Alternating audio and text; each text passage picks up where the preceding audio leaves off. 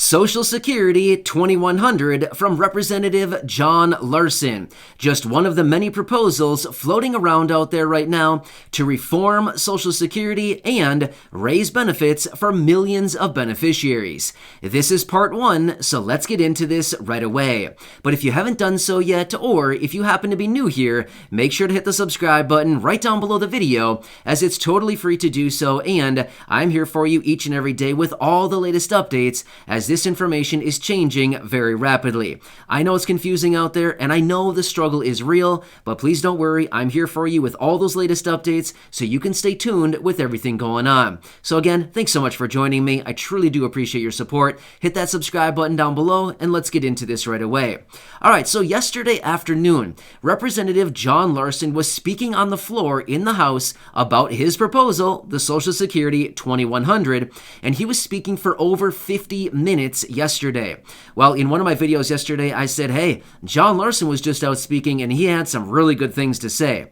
Well, I've gone through that speech a couple times here, and there's a lot of good information in there. As I mentioned in one of my videos yesterday as well, I told you that I'd be bringing you back some clips of John Larson actually speaking about the Social Security 2100.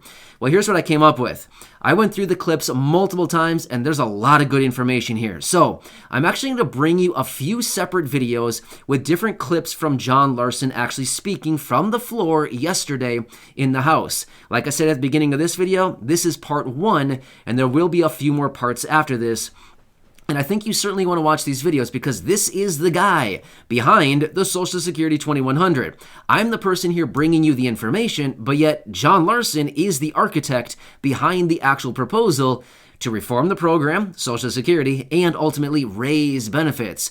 So this is some pretty good stuff here. All right, let me quickly, just really fast, run through some of the key takeaways I want you to pay attention to as I bring you this clip from John Larson. So when I get done going through this list here quickly, I'll bring John in, and then he will speak to you, and you can hear exactly what he's saying yesterday as he was on the floor. All right, so first off, he said that in the United States right now, there are over 5 million people drawing on Social Security who are living in poverty. That's a lot of people, right? But honestly, based on what I see in all the numbers, of course, I haven't checked this actual statistics on this, but based on what I see, I think that number is probably a lot higher than 5 million. Again, we'd have to run the statistics on it, everything like that, but based on what I see, I would guess that that 5 million number is probably too low. A couple other key takeaways that he talks about is that a quarter, 25% of Social Security beneficiaries rely on their benefit for 90% of their income. Yeah, can you see why this program is so incredibly vital right now? Yeah, some pretty good stuff here. So anyway, those are just a couple key takeaways, but John Larson gets into a lot more information. I don't want to tell you every last piece because I want you to hear it yourself right from John Larson, the guy behind Social Security 2100. All right, so I'm going to jump into the clip from John. I'm not going to come back after the clip because, you know, once he says it, that's all she wrote, as they said, right? So anyway, once John says this, I will catch you in the next video, but be sure to stay tuned for other videos as I'm going to bring back more of these videos with little clips from John and what he said yesterday, and there's a lot of good information in this, okay? So make sure to subscribe down below if you haven't done so yet, and with that being said, thank you so much for watching. Here's John yesterday on the House floor introducing the Social Security 2100 and the urgency behind passing it immediately. All right, John, take it away. Madam Speaker, I rise this afternoon to use this hour to discuss Social Security 2100, a sacred trust. Or as Martin Luther King would remind us, the fierce urgency of now and Congress's need to act on Social Security. Let me start with the fact that Social Security is the nation's #1 insurance program. The #1 insurance program that some on the other side call an entitlement. There's nothing further from the truth, and this is easily verifiable. All you have to do is look at your pay stub. It says FICA. FICA stands for Federal Insurance Contribution. Whose contribution? Every citizen in the United States who pays into the program. It is an earned benefit and one that has never missed a payment.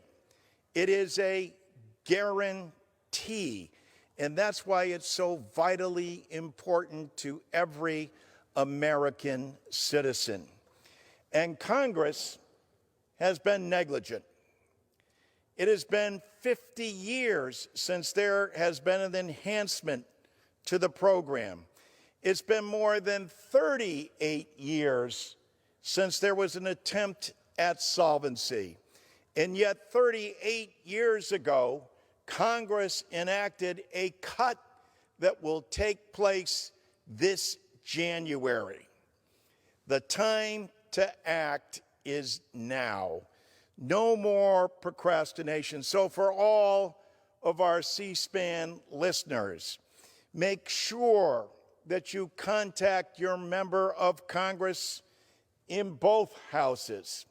We are pleased that 200 plus people are original co-sponsors of the bill, and you'll hear from some of them today. And we've taken the liberty of pointing out to every member of Congress how many people in your district receive Social Security benefits and what that brings into your district on a monthly basis. I assure you, there is no more greater economic development plan for your district than what happens on a monthly basis to those who need it most. Let me reiterate again. Social Security is the #1 anti-poverty program for the elderly and the #1 anti-poverty program for children as well. I have here, Madam Speaker, something we've done for every member of Congress. And in this case, we're illustrating our great leader, Representative Jim Clyburn, who is a proud co-sponsor of this bill.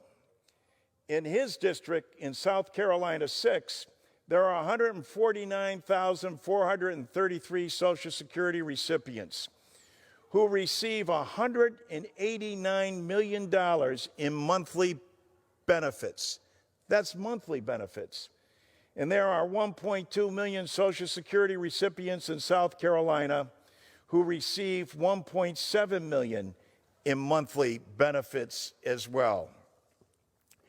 For about half of senior beneficiaries, Social Security provides a majority of their income.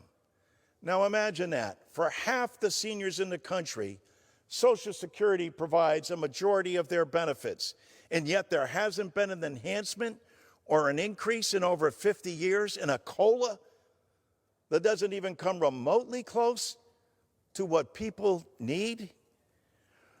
For more than a quarter of our seniors, it provides 90% or more of their income. 90% for a quarter of our seniors. There are 5 million of our fellow citizens in the wealthiest nation in the world at a time when the wealth disparity is the greatest it's ever been in the country. 5 million of our fellow Americans, mostly women, receive a below poverty level check from their government. Why? Because Congress hasn't acted. This isn't something the president can do through executive order, nor is this something that the Supreme Court is going to adjudicate. This is the responsibility of the United States Congress. I'm proud that we had a hearing the other day in the Ways and Means Committee that we're going to bring to a markup and ultimately to the floor of this House, Social Security 2100. I'm proud of the fact that we have a president of the United States who refers to Social Security as a sacred trust.